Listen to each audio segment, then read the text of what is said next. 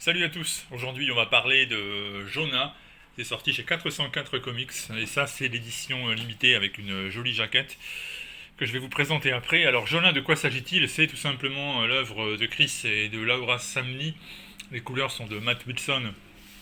Le couple Samney donc qui réalise là sa première œuvre toute personnelle.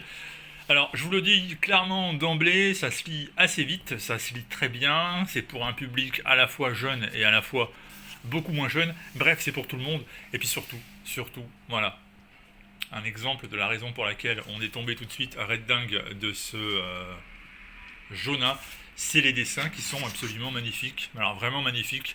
C'est à la fois d'une évidence, d'une simplicité, d'une honnêteté et d'une pureté assez étonnante. Alors certes, ça vient de Samney, donc de lui, on s'attendait à ce genre de choses.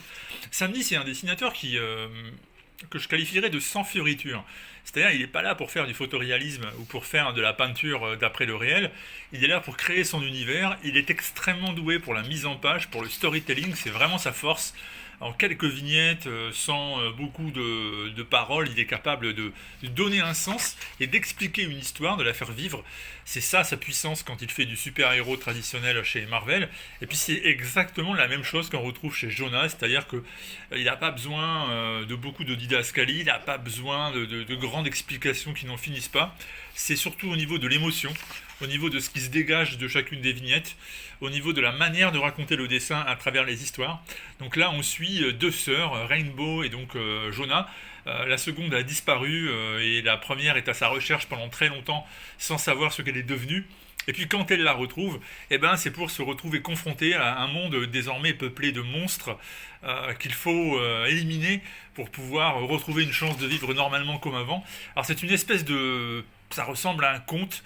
En même temps, c'est une quête initiatique. En même temps, c'est quelque chose de touchant.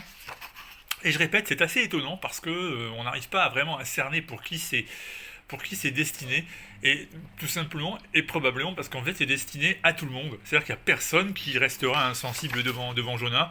On peut le lire pour ce que c'est-à-dire une très bonne histoire pour des jeunes enfants, comme on peut le lire en l'étant émerveillé, en l'étant adulte, en se rendant compte du travail, de la pureté du travail cristalline de Chris et Laura Samney. Donc voilà, moi je suis conquis parce que vraiment c'est le genre de truc, quand on se met à le feuilleter et à le lire, bah on s'arrête pas. On va jusqu'au bout d'un trait, et puis après on regarde et on se dit, bah, c'était beau tout simplement. Et c'est vraiment ça la caractéristique de Jonah chez 404, c'est que c'est beau tout simplement. Voilà le meilleur mot qu'on peut utiliser pour qualifier cet album. Et je vous parlais de la version avec jaquette, hein, donc voilà, c'est cette version-là.